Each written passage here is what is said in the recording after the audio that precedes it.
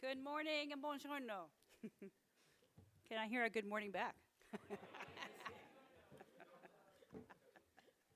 I'm Dawn Garcia. I'm the director of the John S. Knight Journalism. Are we waiting 5 minutes? Oh, 10 seconds.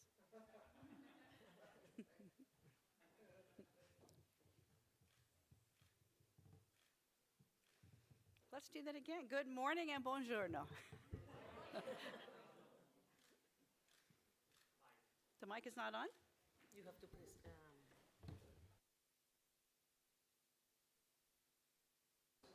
It's on now? Oh, there we go. Okay, good morning. I'm Dawn Garcia. I'm the director of the John S. Knight Journalism Fellowships at Stanford University in California. And we call ourselves JSK for short, so you might see that around. Every year, we bring 15 to 20 journalists from around the world to help focus on their innovation ideas, their leadership development, and to coach them to become resilient leaders, focusing on solutions to journalism's most urgent problems, including press freedom. More than 1,000 journalists have been fellows in our program over 5 decades, and we have had fellows from more than 80 countries in our program, including me years ago. I'm pleased today to have presenting to you a session with 3 of our alumni of the JSK Fellowships, and we're going to be hearing about their experiences of and getting tips on how to lead a newsroom in the world of AI, this world that we are now living in. So many folks have learned about technology, about AI. Today's panel is not about the technology, but about the people. How do you, as a newsroom leader, help your staff, help your newsroom deal with this great disruption? It's as big a disruption as the internet, I would think.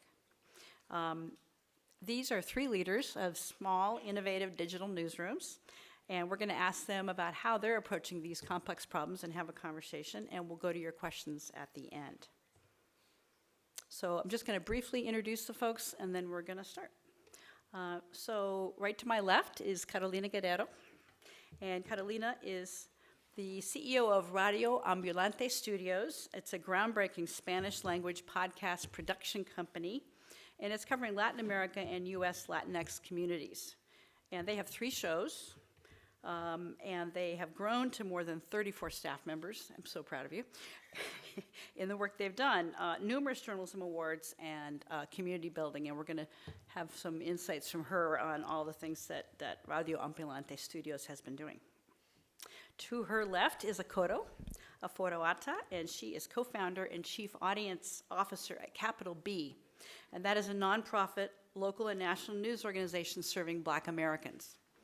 Most recently, she was managing editor of The Trace, and where she was responsible for partnerships, and she was also a JSK Fellow in 2015 with Carolina.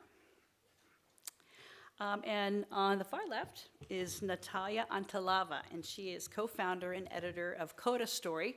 It's an award-winning newsroom that covers the roots of global crisis, and you might have seen her on another panel where she was talking about the ZEG Festival in Tbilisi, Georgia, the country, as she says to us, not the state. And she started her career with the BBC as a resident correspondent. She's covered wars in Georgia, Ukraine, Iraq, many places, and written for many organizations. She's the author of Coda's weekly Disinfo Matters newsletter, which I highly recommend. I'm a subscriber, and a narrative of a podcast, Currents. So I just want to start out by asking each of you briefly to tell me the origin story of your organization, because I think we have a really great group of folks here. Just a few bits about how did you create your organization, and rather than doing something easier, like joining another organization. Yeah, maybe Akoto, start with you. I'm definitely gonna forget to push this button every time. So Capital B launched in January of 2022, but we came up with the idea for Capital B in June 2020. And for many of us living in the States, we remember that time as an awful one, right? We were in the middle of a pandemic. at that time, numbers were coming out about who was being impacted the most, and Black people were dying at alarming rates. The George Floyd and Breonna Taylor protests were also happening. We were also in the middle of a very, very, very contentious election cycle. And the mix of all those things, sort of resulted in what many people are called a reckoning in journalism, and how journalism had really failed Black journalists, and by extension failed Black audiences, that historically mainstream media had just not had a great handle on stories about Black life or systemic racism. And I was at a newsroom covering gun violence, another issue that really impacts Black Americans disproportionately. And I spoke to my good friend Lauren Williams, who at the time was a senior vice president and editor-in-chief at Vox.com. VOX, not FOX.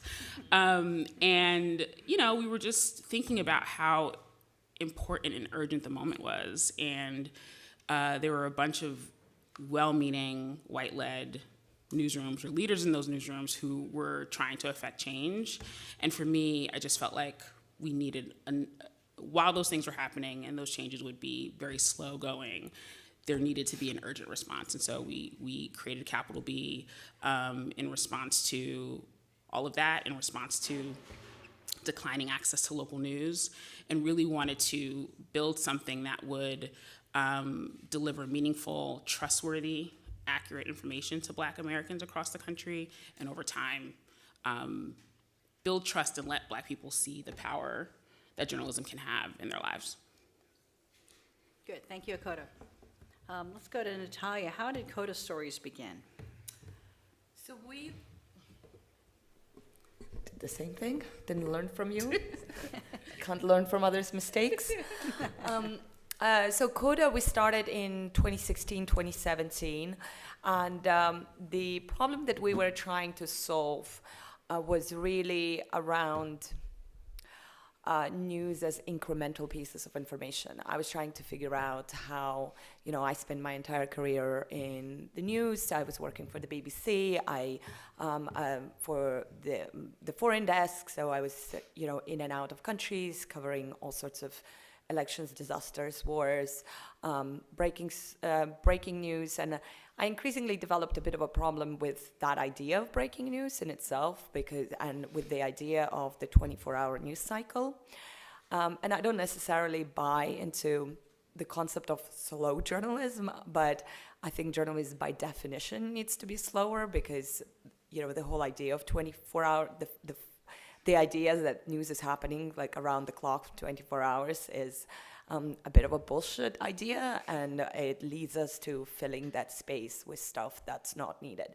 So I was trying to figure out how to build a newsroom that is really designed for context and continuity, and how do we create journalism that really is able to stay on the story, which ended up being our tagline. So that was really what we were trying to address with Coda. And I think we did. We're a thematic newsroom, so we are very much about trying to capture a butterfly effect and connect local and global, and try to understand how global events are affecting local community, but also how something that happens on a local level has this ripple effect on the rest of the world, and connecting those dots. So it ended up that one of the themes that we cover is authoritarian technology. One of the themes that is very both local and global, plays out on a local level, but has like immense global significance, is that relationship between authoritarianism, democracy, and tech. So AI very much is part of that developing story, and definitely something that we think a lot about, both inside the newsroom and as a way like of how we tell that story to our audience. Okay, thank you, Natalia. Carolina.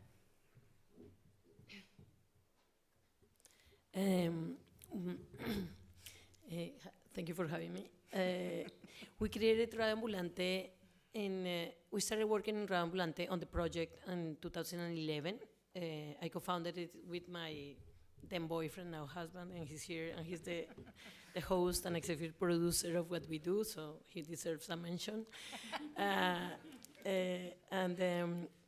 We were avid listeners of public media in the United States. We were living in California, San Francisco, and kept, while all those shows that you found that, on the radio, on NPR mostly, were amazing and fantastic, we were always talking about them and then lamenting that there was nothing that represented Latinos or in Spanish like that, and we felt that void all the time. And that was actually a void that we found in media.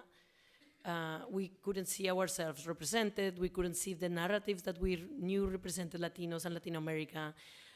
Everything was narrow and simplistic. And one day we decided to open a space on the airwaves to bring those voices. The idea was to bring new voices and new narratives to the conversation. We tried to.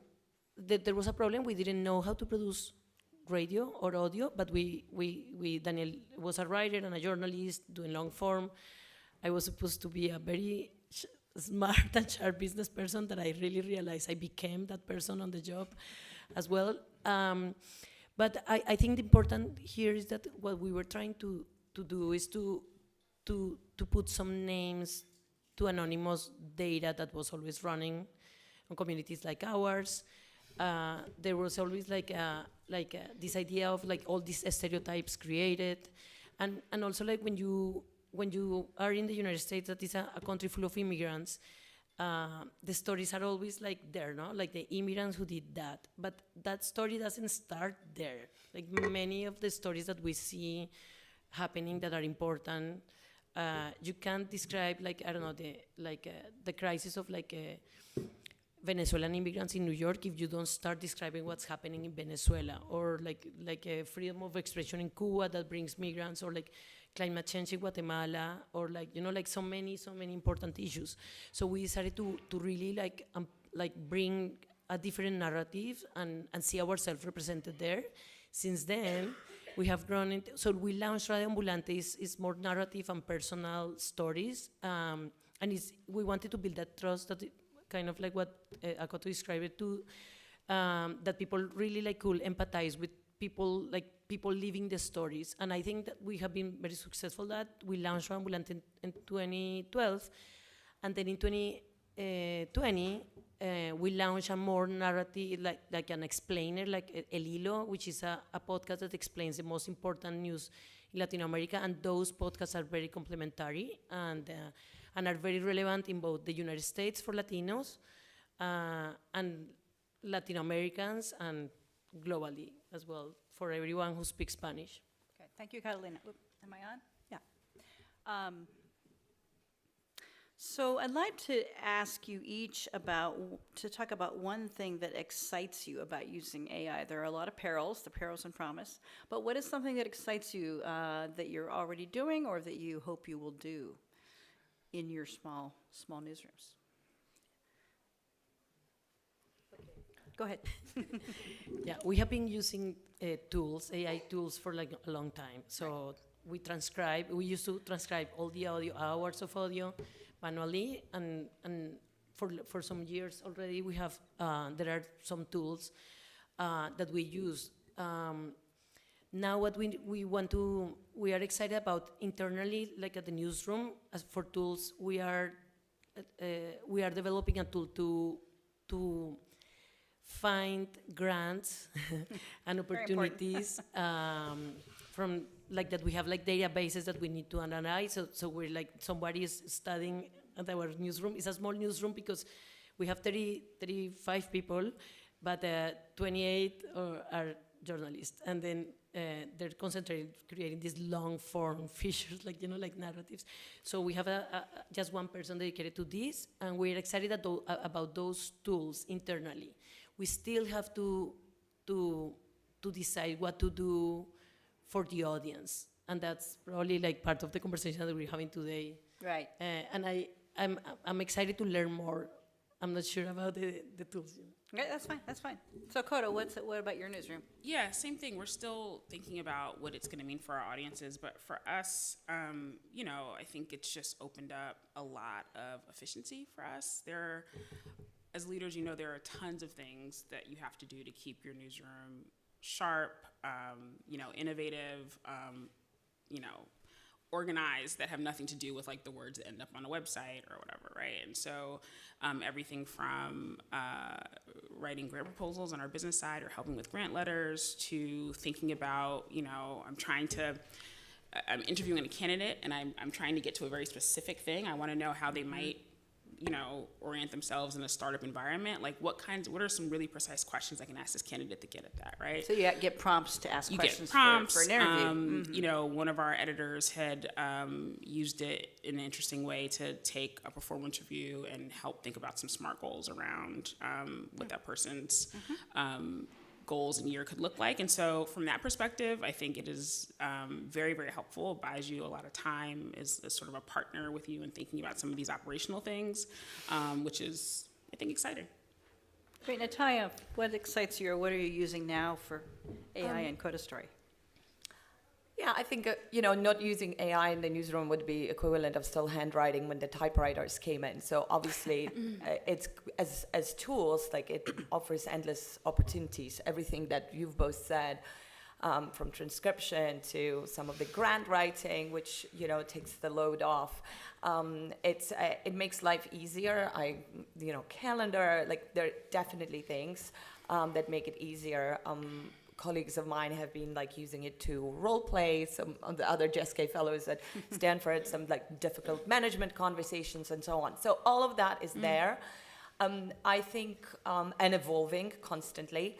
But I think what I find most exciting is just the level of disruption. I think the digital publishing has been kind of teetering on the brink of utter collapse. And I think generative AI has pushed us over the edge. I think, and in every, it's a disaster for the industry in many ways, and in every disaster, there's also an opportunity. And I think what I find exciting about it is that it has forced me personally to think much deeper about what the point of journalism is and why am I doing it, and what my role and our role and the industry's role will be as AI develops and takes over.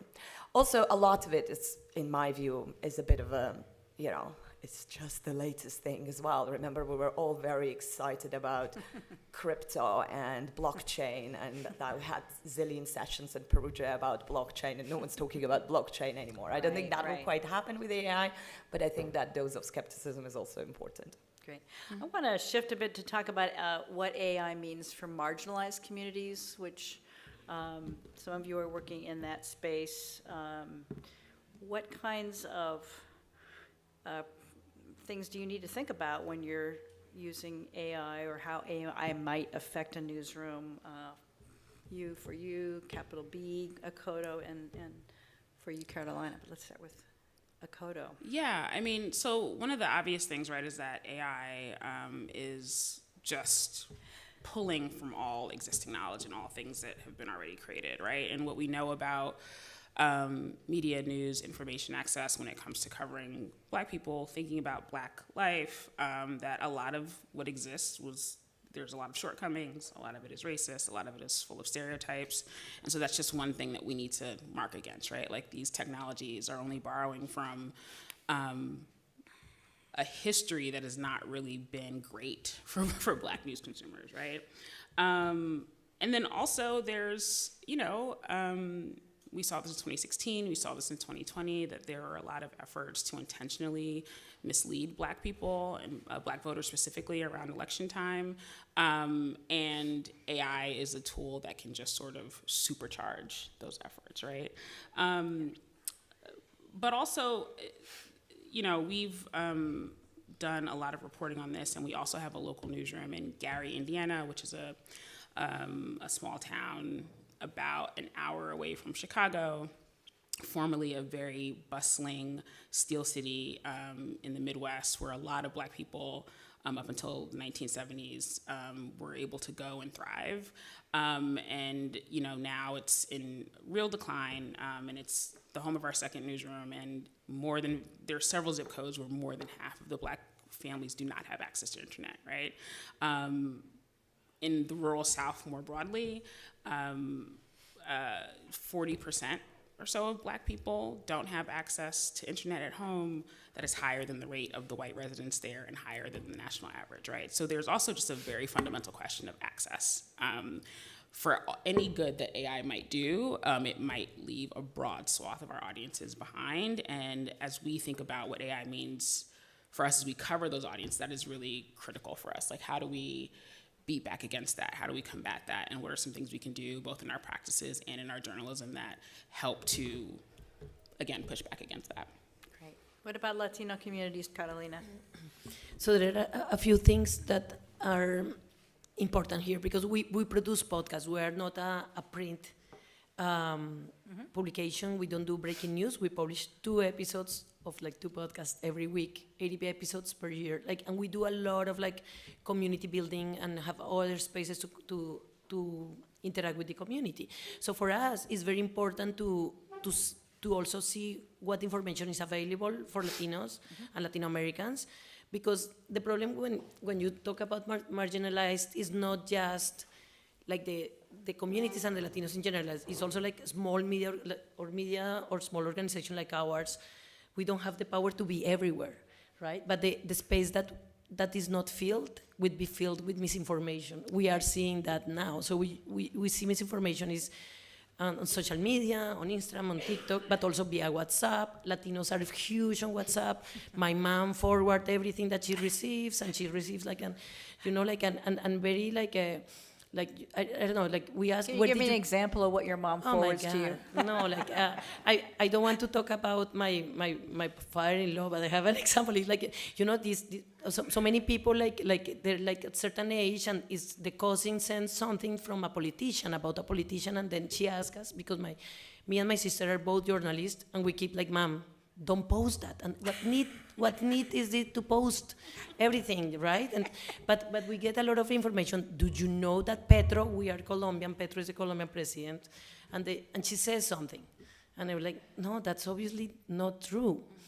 But that little thing, that's what happened during the pandemic. Also, the Latino community, Queens was the epicenter of the COVID in the world, and Latinos were there, really and super afraid later of vaccines. So that's a big responsibility that we take seriously. But there are 2 things. So first is we can't be everywhere because we are also kind of a marginalized organization. We are also the Latino small media organization struggling to get more funding, so that's important, is to understand what's happening outside. Second, we need to get better to understand how to use AI ourselves while we run a business. And then third is also covering better technology and how it affects the life of Latinos and Latin Americans. Cover it in Spanish, because we not only we need to understand how to be up and current to it, but also we need to make sure that we bring information to people about what's good about AI, which I think it has many great things, and also what the risks are. So it's a lot of pressure. Yeah, I was going to ask Natalia if you would talk a bit. Excuse me, a bit. Yeah. Yeah, actually, I can sort of jump in on that. Sure, because that's fine. I think, I think an important thing to kind of think about is that what it does to, all underrepresented perspectives and voices around the world, really, because ultimately AI, the story of AI is currently not being told by journalists, it's being told by big tech companies that have a track record of complete lack of transparency and whose values are clearly not aligned with values of democratic societies. We know that, we've seen it all happen, Facebook in Burma and on, like endless examples. And these are same companies that are now creating technology that they tell us is basically inevitable and will take over. And we know actually very little about how these algorithms that are created, obviously by people, work. So like, what does ChatGPT spit out when you ask them a question? What information goes into it? We don't know. It also, as you say, it like supercharges ability of people who want to manipulate public opinion it gives them a very effective new tool to do disinformation at a scale that is unimaginable even now. You can now have, Russians will no longer need to have a troll factory in St. Petersburg. AI will be able to fill the internet with, more and more noise and fake news targeting Black communities in the United States. So I think these are like really important questions that we need to be very aware of in terms of like how is this technology changing like general information ecosystem that we function in and we live in, and what it means, because marginalized voices are always going to be losers of advances like that. So that's what I wanted to. Great, thank you. I was going to ask each of you to talk about how you help your team respond to AI being a factor. I mean, it's in the water, it's in the air. And Akoto and I were having a conversation earlier about the range of people on her staff. Somebody who's been in the business 30 years and it's like, AI, I don't want to talk about it. To some younger people who maybe are excited about it. But how do you help your team navigate? Yeah, so I mean, I think this is just about like change management, right? And like what's core to that is communication and transparency. And one of the things that I think is really good for leaders to do is to be transparent about your own positions, even if they're not quite sorted out or if they're evolving, and being able to bring people and convene space for everyone to sort of air that out. So one of the things that we've done is established an AI task force, and that task force includes senior leadership, executive leadership, but also some folks from the business side. We have one young person, our events producer, who's just like into technology. We have our director of operations, who mostly like manages our finances and our IT, but who cares very deeply about Capital B's ethics in this moment. And that group of people with different perspectives has brought us to have really important conversations, and not conversations that like necessarily end in solutions and this is what we're gonna do, but what I think it's done is, one, let people know like where we all stand, what problems we have to figure out. Also lets folks know that like we're not ignoring this thing, it's coming, and like we're being responsible leaders by like acknowledging and trying to work through these problems and work through the questions that it's bringing. And just convening that space, I think, has done a lot for folks to feel comfortable, no matter where they fall on like what they actually think about the technology. Right. How are you helping your team, Catalina? We're trying to understand it better. But we don't have a task force yet, but we have we have like this department of growth, that's what we call it. And with them, we're thinking, which is like not more on the business side, we're thinking about the tools and how we can use it. We definitely want to make sure that we keep writing and creating scripts and reporting like with humans. And I think that's very important. Like, you can use tool, but everything need to be curated and created by us, because that's what we do, definitely. And it's like all long form and all that, but we're using it like trying that some journalists, some like reporters have are afraid of AI, like I think before just jumping into try. So for example, it has been very useful on very simple things like conflict resolution among the team, like what's the title of this story? How are we going to name this story? And I can tell you, we are a diverse team, 30-something people working from 15 countries, and they have like multi-generational, so there are like conflicts sometimes of like using a certain word or like, like, and sometimes just like you just okay, let's ask ChatGPT. This is the description of the story. What titles do you think we should use? And at the end, those type of experiments are like really like, it sounds like silly, but those type of experiments help to understand that this is a very useful technology. Even I was trying to come with, we have a new like fundraising campaign in the spring, and we were trying to define some taglines, and I know what we wanted. And I was like so desperate, breaking my head, like, what are we doing? No, and everybody, what can we do? Very smart people, but very busy, overexhausted. And I was like, okay, ChatGPT, give me this translation, give me a tagline, 1. And I was like, no, give me 10. Tell me in Spanish, 10 taglines in Spanish. And I was like, wow, ChatGPT, where have you been? You know, like, Thank you for that.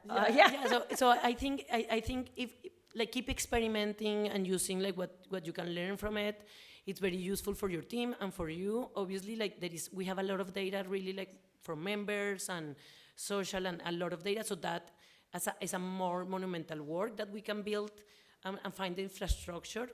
One thing is that Daniel is here. He's a host and executive, like editor and producer of everything. He's more like he doesn't use like on the business side, like for example, the tools for reporting is different. But I think the agreement between the editorial and publishing and the publisher side is that we need to make sure that we don't get power, like as Natalia said, to the platforms. That's the problem, is that the like big companies are creating these agreements directly with like big media with the platforms, right? But we have a lot of IP, and we want to make sure, and the IP is ours and the journalists as well. So we want to make sure that we're careful with that, and just to get serious, that's the part that we need to like really like create something like, which is a great idea, the task force, and maybe just like keep going on that.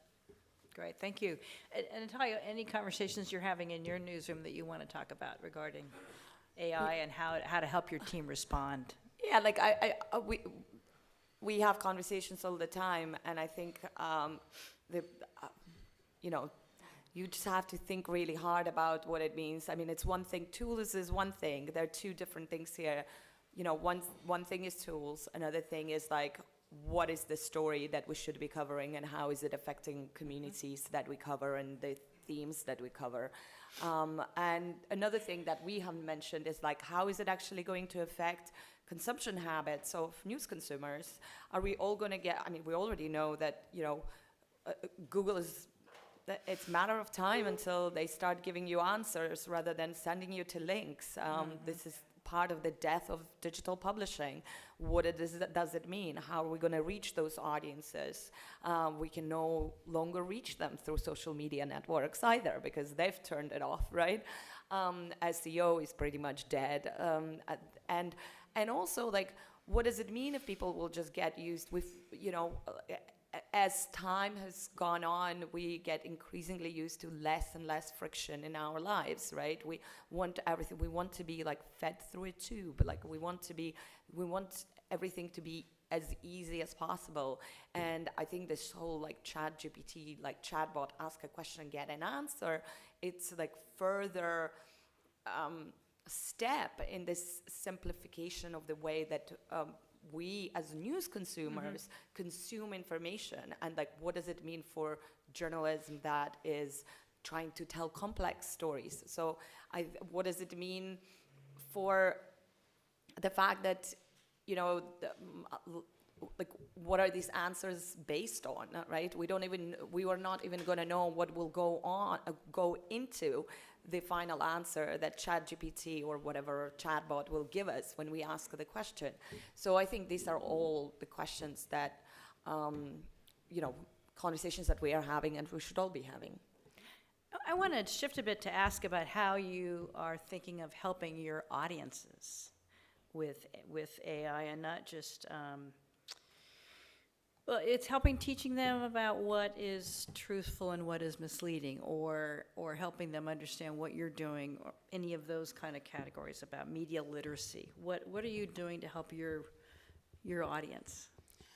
Yeah, this is something I feel really strongly about, because I think that, if there is ever a time for media practitioners, if you are a journalist, a researcher, a professor, to galvanize around one issue, it is this. It is media literacy. We are in a moment where there's just so much that misleads people on a daily basis. And so many people don't know how to verify information.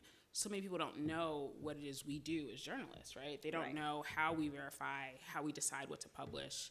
People don't know people don't know the things we don't publish and the decisions behind that. And I think that now is a time for all of us to really think deeply about the service part of this, right? We can report on AI, we can report on the technologies, but there's a real lack of service in helping people understand how to discern information.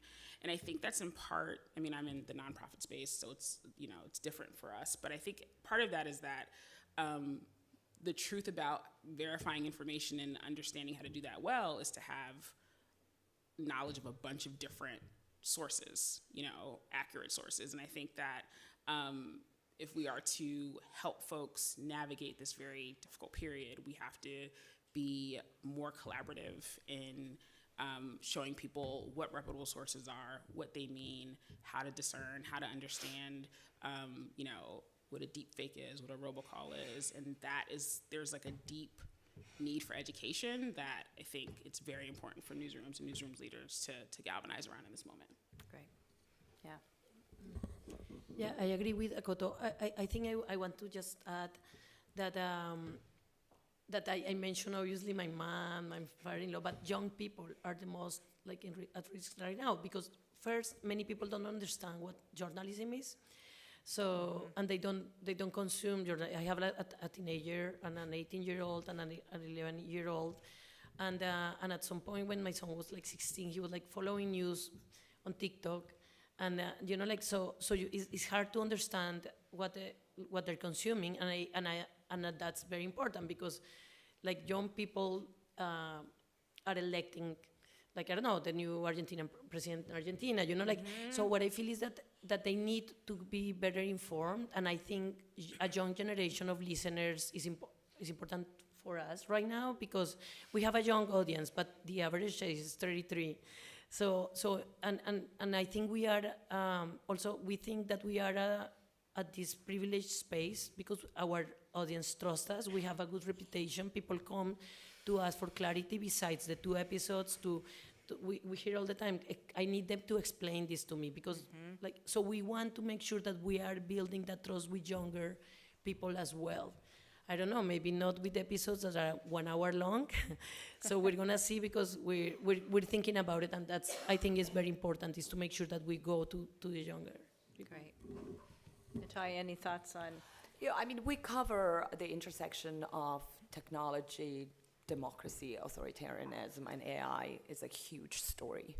And what AI does from labor rights to the new kind of sweatshops. We just had a team in Nairobi reporting on, what's happening with companies that, Silicon Valley companies that have, basically the modern day sweatshops, employing people from the slums. Impossible to get a job apparently if you don't live in a slum. These are the only people they will employ. So it has such wide-ranging implications from voting to labor to things like intimacy and the way we relate to each other, and that's very much part of the story that we cover. So yeah, I'd like to ask each of you if you were to give one tip to people in the audience here or watching about how to help their newsroom navigate the wild world of AI. What tip would you give them that you found worked for your newsroom? Go ahead. I will say get informed and listen to your team as well. Get informed, talk to your team, and listen to them, and just very short. Yeah. Yeah, I would agree. I would say create space for folks to talk about this, and also while you do that, make very clear what we are not doing as a newsroom with AI, right? Like, while we're figuring this out, do not use AI to write any of your stories, right? Like, just like, I think there are some very clear things that you should say do out the loud. do's and don'ts, right? Yeah, Just like Don't lay assume that, yes, lay that down. I think that's important. yeah. Any tips? I think just think hard about the implications and what it means to, for your role as journalist, because I think the role of journalism is going to change fundamentally. It's been a while since we stopped being the gatekeepers of information, and we've been in denial about that. And AI will make this denial very, very difficult. So it's time that we think much harder about, like, if we're not the gatekeepers of information, which I think is a good thing in many ways, then what are we? What is our role in the society? Because, maybe it's a good thing that some things will be automated, but we need to make sure that we understand clearly our role if it's not, as it changes. Yeah. Great. I think we have some time for questions. I think we're just about, yeah. So I think there's a microphone that will go around. Somebody's got a microphone. There he is, the guy with the microphone. So yes, you have a question here? Yeah, thank you. So I just had something was coming up while you were talking. So since our lives are becoming less and less, there's less and less frictions in our lives as journalists, how do we remain curious, creative, and innovative while it's so easy now to get those 10 headlines and to get information? How do we keep our minds, because creativity comes from lack of services or like lack of space to think and come up with new fresh ideas. So what do we do? How do we keep that part of our brain active? Thank you. Maybe you. You were talking about SEO is pretty much dead. It's a matter of time until Google gives us links, less and less friction. So what about our creative side and our innovative side? Yeah, but I don't think technology was ever necessarily very good for our creativity anyway. I don't think we should be looking for creativity in tech. It lives somewhere else. And I think I referred to it earlier. I think that's what I find exciting about AI is that it's forcing us to go back to some of the basics.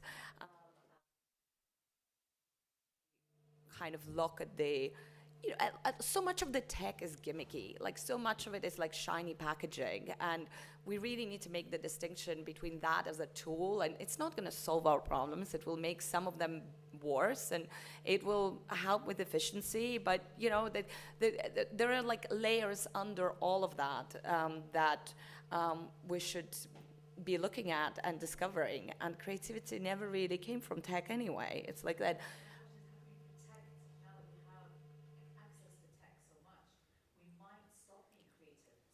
Oh, I think you're absolutely right, and I think we stop. I mean, even if you think about delivery mechanisms of creativity now and how homogenized it has become, it's like we're all using same Instagram filters, we're all using same formats, we're all using same kind of things that are given to us by someone else. So we're boxing our creativity into these things. So maybe getting off. Finding creativity somewhere else, hang out with humans more, put the phone away. Yeah, I mean, I think there's... I'm not good at it myself, so. Well, wait a minute. You do improv at Stanford. I know this. Well, that was one of the ways that that's true. That's true. I took an improv class at Stanford, which forced, and that was great. Yeah. Recommend to everyone for creativity. What was I gonna say? I forgot. Oh, yeah, I mean, I think that's an excellent question, and it's something I think about a lot, too, in our newsroom, right? Like, but I also think to be creative, there's a real trade-off that I think leaders need to understand, right? Like, if you want to be creative, if you want your folks to be creative, there's some of the daily grind stuff that just can't, like, really coexist with that. And so I think it's like there's also, like, a workplace sort of practice and muscle that you just have to be really intentional about setting. I think we need to understand it, like, and we work, I don't know, at least the two of us in the United States, everything is productivity. here is the European lifestyle that you can produce, work and also have a life. But I think it's important, to understand that you can be productive and creative for work, but work is not everything. I have been thinking about the way we work now. We always have been a remote team, but I feel that it will be great to motivate people to also find some balance and inspirations out of work and understand that there are tools that you creatively can use them, but also use the brain somewhere else. Because if we don't, I have kids, so if we don't create spaces for them that are valuable out of the screens and and I think it works also for adults as well. We need to forget, we can't just be like machines and working, and I think there is, but obviously your question is very important, because technology is giving us tools to be more productive and fast and efficient and all that, and how much do we need, otherwise we will feel behind, and I don't want to be that productive. I'm so tired. I just really want to be less productive and go and sit at the park and listen to the birds that I don't do anymore, So Yeah, that's very true. And another thing, I think it is a very good question and a really important question. And I think another thing is, I mentioned friction earlier, right? That we all want this frictionless life. We're addicted to minimizing friction in our lives. And I think friction is actually really good for creativity. And this constant, I try really hard, my instinct is to put my AirPods on and listen to something like a podcast or music or something. And now I try to force myself actually not to do it and listen to nothing and just, but I think friction is part of the answer for creativity. I think embrace friction. Embrace the friction. Okay, we have some more questions here. Let's go to this side. Yes. Oh, okay, that's okay. We could start here and then go to you. Yeah. Super interesting panel. I'd like to ask about what is your outlet's business model and how AI helped to grow your financials. Is it or it's still in the process?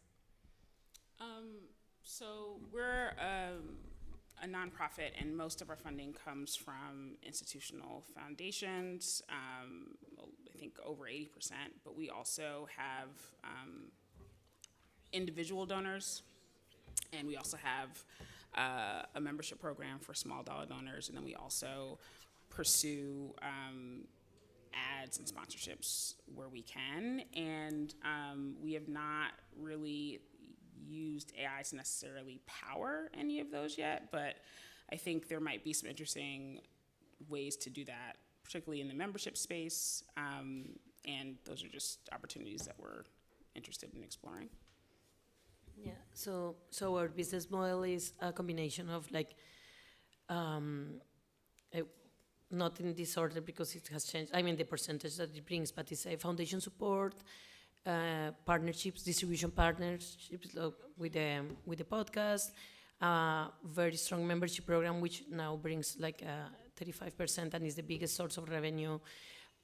We have derivatives, live shows, our IP being adapted for film and TV, merchandising, which brings nothing, but we sell T-shirts that are beautiful and stickers that I have here. And we developed an app for Spanish learners once that we identified this segment of the audience who are non-Latinos. They don't identify themselves as Spanish native speakers. They were using just our content to learn Spanish. So we partnered with a technology company, developed this app for Spanish learners. It's still created by humans, and it's gonna continue like that because that's a decision that this technology, the partner company, they were early Google employees and have a lot of experience, and they understand that this has to be created by humans. But so that's the business model that we have, many sources of revenue. It's very diverse. I feel that by now the way AI comes to us is to help us to admit data information that can help us bring more revenue. This is now what we think. I'm not sure if later will be different, but this is, yeah. Great. And briefly, Natalia, because one more question over there, and he's been very patiently waiting. But Natalia, thank what's you. Your business model? Name is Joshua. Oh, okay. Go ahead. Okay. All right. I just wanted your recommendation and insight on an important thing that we are trying from. I'm from Data Fight Nigeria, and one of the things that we're trying to do is see how we can, explore AI to sort of push, narrative change and some kind of information, change for the diaspora Africa. So I wanted your insight on this, not only for diaspora Africa, but not generally around, ethnic minorities globally. What we're trying to do is use what we call Nubia to plug as much information about Africa, data-driven information about Africa, to create content that can then be pushed around newsrooms globally. I'm looking at how that can, for instance, work with Capital B and other newsrooms. So what are your insights? What do you think we should be doing differently? What are ethical things that you think we could be looking at as we sort of look at this audience and, push something that you can say is more Afrocentric, but it's more about narrative change? Thank you. Yeah, that's a good question. I think it goes back to what I was thinking about when you were talking about what it means to be a journalist today and in this moment. And I think there's sort of two tracks, right? Like, fundamentally, this technology is only going to get better the more knowledge and information we produce and uncover. So I think what you're talking about, really thinking about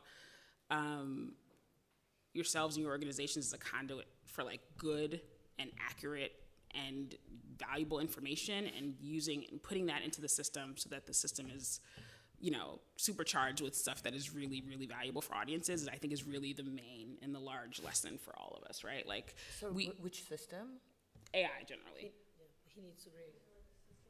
Well, there's no. Sorry. What do you mean by, like, putting it out? Yeah, I'm saying that like the technology and AI is borrowing from existing knowledge, right? And so. Yeah, or stealing. Or stealing. Or stealing. create it yourself, because you have to go one way or the other. Like the reporters here, if you want to do that, you need technology people to build it, right? To control it, I guess. Right, but now I'm like. Go ahead. Sorry. Finish this thought. I Yeah. hope I didn't misunderstand your question. But what I was thinking is just that, like, I think the sort of your philosophy of sort of like this technology is here, and we want to be able to, coalesce to put good and accurate information into it. So that's what it's using to sort of share information across the continent. And I think is smart. And I hope I got that. Right. So we are out of time. We're going to Already? But we're going to end it with just a thank you to this great panel, Akoto, Natalia, Carolina. Thank you so much for your insights today, and appreciate your time. And thank you very much.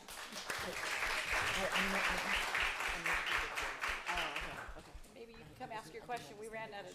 I tried to get over to you. Sorry.